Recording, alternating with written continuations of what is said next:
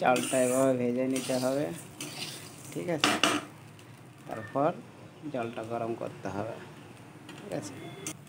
চালটা ভাজা হয়ে গেলে এর ভিতরে দিয়ে দিতে হবে, এরকম হবে। কড়াইতে তেল দিতে হবে। এই সেটের সঙ্গে চিকেন কারি, ঠিক আছে। এখন আমরা কারিটা রান্না করার জন্য এগুলো রেডি করেছি, ঠিক আছে। এবার জন্য দিয়ে দেব পেঁয়াজ,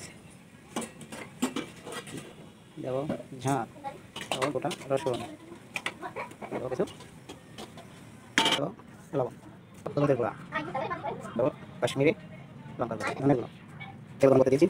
এটাকে এরকম ভালো করে মিক্স করতে হবে। জিরেটা দিয়ে দেবো, এটা আমরা রিফাইন রান্না আছে, এবার আমরা দিয়ে দেবো, ওকে। এরকম নাড়িয়ে দিতে হবে, ঠিক আছে। নাড়ানোর পর ভালো করে মিক্স করার পর যখন 5 মিনিটের জন্য ঢেকে দেবো। এবার আমরা এটা উঠাই দেখবো, দেখো কত সুন্দর চিকেন কারিটা রেডি হয়ে গেছে। এখানে দেখি আমাদের ভাত কেমন হয়েছে। এটা হচ্ছে হাঁসের মাংস, এটা হচ্ছে আমাদের সেই নেইচর, ঠিক আছে। খুব ঘ্রাণ বের হচ্ছে।